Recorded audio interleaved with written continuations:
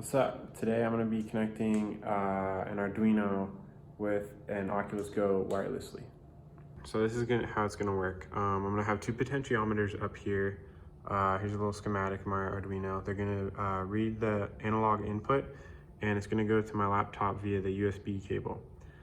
This is just because I don't want to buy a wireless card when I could just use my laptop. So then my laptop's going to be running a Golang file, which is a language invented by Google. And within this file, it has a peer-to-peer streaming library. So it's going to stream all the Arduino data to the Oculus Go, which is going to be running a Unity scene.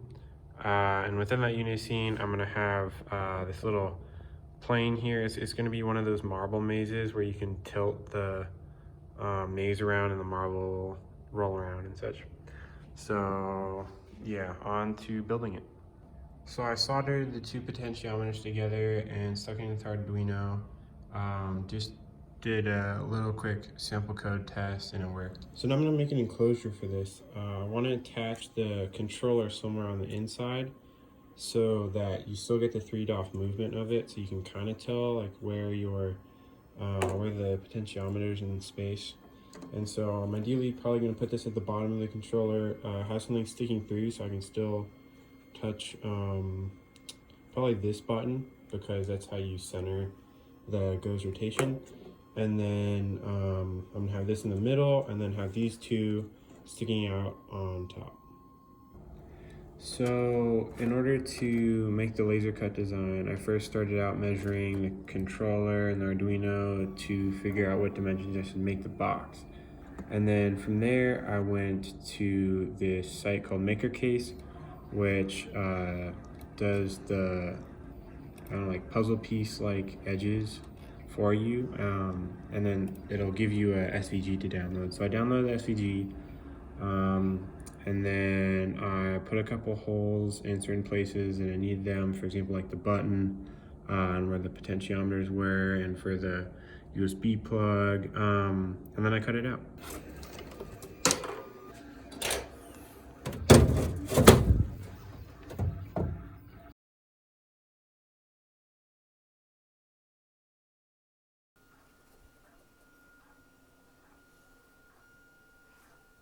I glued together some of the parts. I got these sticks sticking up down here. The idea is that the controller goes like that, and then we got a button right here that hits the Oculus button. On this side, I put some pegs down right here, and right here. And the whole idea behind that is that the holes that are in this breadboard, or sorry, not breadboard, Arduino, it fits right into there. So, yeah. So I'm gonna have a lid on both the top and the bottom, and in order for them to stay put, what I did was I put just a little bit of hot glue at the edge here, so that there's some friction, and here as well. So because there's enough friction, when I put it in, it doesn't fall out. It's pretty stable. So finally I got everything together. I got the two knobs up top, I got the Arduino in the middle, connected to the potentiometers, and then in here I got the Oculus Go controller at the very bottom, nice and stable in there. Then we got a wire that goes all the way to the computer, which in this case is just acting as a really expensive Wi-Fi card. And so here I got an ngrok server, and I have a terminal open, and this terminal executes a Golang file, which streams the serial data from the Arduino all the way to the Go, which is completely wireless.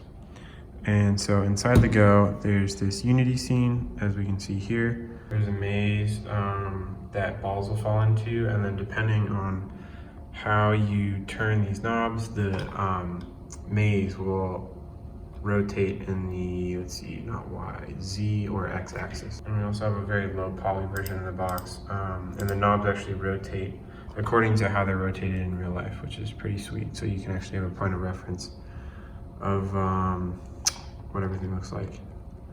So now, in order to make this whole thing work, what I do is I open up a terminal on my laptop, and I run the Go binary, and then right after that is ready and listening. I'm going to start a data transfer by clicking just the trigger on the controller, and then it will start, and then let's see, I'm just going to quickly spawn in a couple of balls here.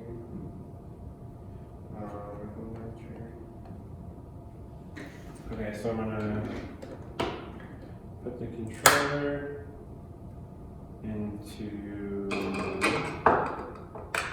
my box.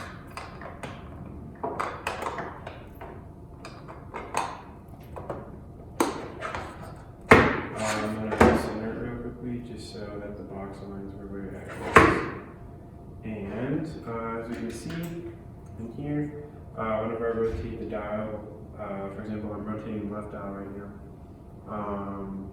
it'll rotate the prefab that I have new, and at the same time it'll rotate the board that I have down here. So yeah, I got a nice little marble maze from Arduino. Pretty cool. And then just to show off the 3-DOF, whenever I rotate this in real life, it also rotates in the game as if it's actually there. Yep.